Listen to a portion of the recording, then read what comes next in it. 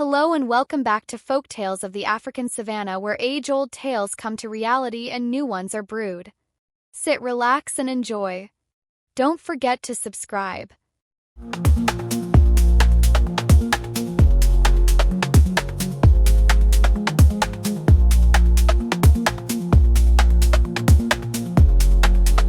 The story takes place in the quiet rural town of Marinda, where life moved at the pace of the wind brushing through maize fields. Grace and Leonard Mavhunga, a couple in their late 50s, had grown comfortable in their simple home after retiring from their teaching careers. Their children had long moved out, and the house had become a little too quiet and a little too big to maintain alone. One Saturday morning, Grace placed a small ad in the local paper.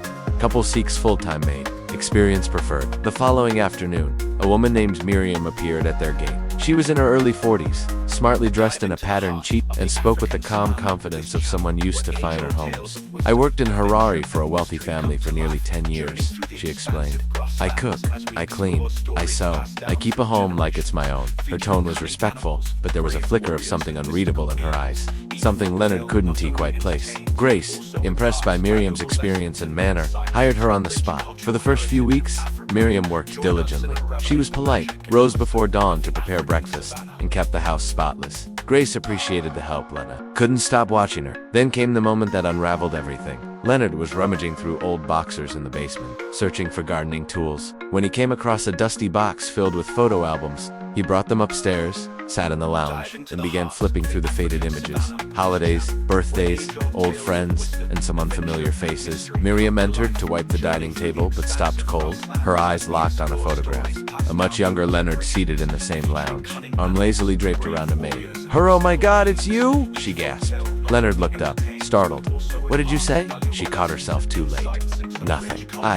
I just didn't know you had a maid before," she stammered, then briskly returned to her chores. Leonard sat frozen, the album still open in his lap. That face, now that she said it, yes, it was her. She had worked for them decades ago.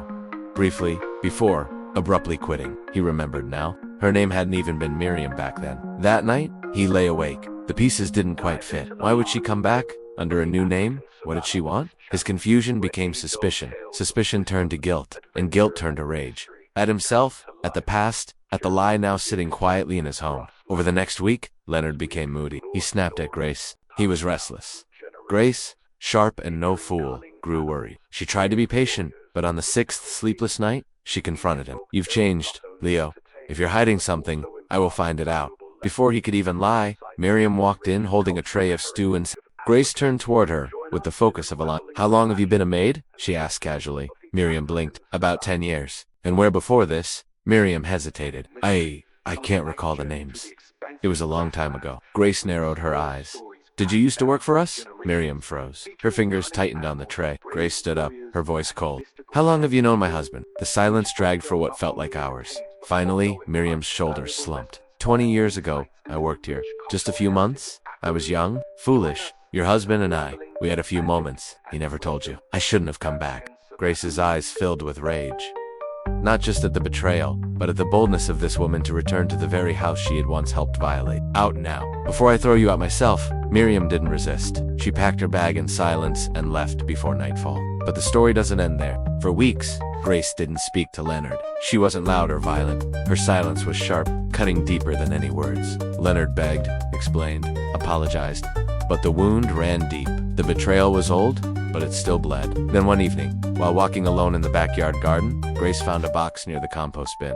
The same photo albums. Inside was a handwritten letter from Leonard, not a plea, not an excuse, but a confession. He wrote about how the past had haunted him, how he buried it and hoped it would fade. He admitted his shame, his guilt, and his fear of losing her. He ended with a simple line, "You have every reason to leave me, but if you stay, I promise to spend the rest of my life earning it." Something broke in Grace's heart that night. Not the anger. That would take time, but the wall around it. In the months that followed, the two began to talk again. They attended counseling at the local church. Grace started volunteering with a women's group. Leonard started planting again, with less brooding and more purpose. Slowly, painfully, they rebuilt. As for Miriam, she moved to another town, started anew, and was last heard working in a hospice, quietly, humbly. She had made her peace in her own way. In Marinda, the wind still rustles the maize, and the town still sleeps early. But in the Mavhunga house, there's a deeper silence now. Not from secrets, but from lessons learned. And a slow, stubborn kind of healing that only time can grow.